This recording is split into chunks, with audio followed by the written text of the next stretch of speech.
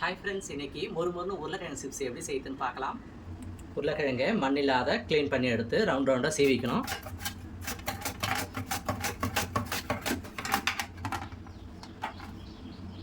இதை மாதிரி எல்லா உருளைக்கிழங்குலையும் ரவுண்டாக சீவி தண்ணியில் வாஷ் பண்ணி ஒரு துணியில் 10 நிமிஷம் ஆற போட்டுக்கலாம்.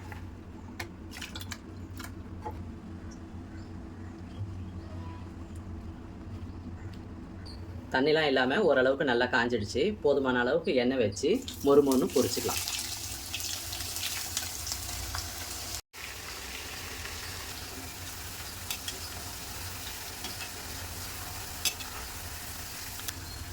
நல்லா பொரிஞ்சிச்சு. லாஸ்ட்டாக கொஞ்சோண்டு உப்பு தண்ணி சேர்த்துக்கிறேன்.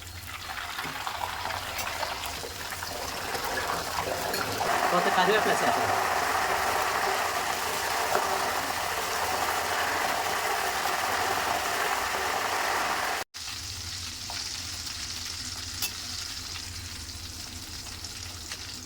பொரிஞ்சிச்சு. எண்ணெய் வடித்து எடுத்துக்கிறேன்.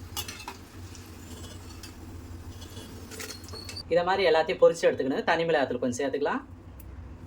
தூள் பெருங்காயம் கொஞ்சம் சேர்த்துக்கலாம். ஏற்கனவே உப்பு சேர்த்துருக்கு. எல்லாத்தையும் நல்லா கலந்துக்கலாம். அவ்வளோதாங்க, சூப்பரான மொறுன்னு உருளைக்கிழங்கு சிப்ஸ் ரெடி.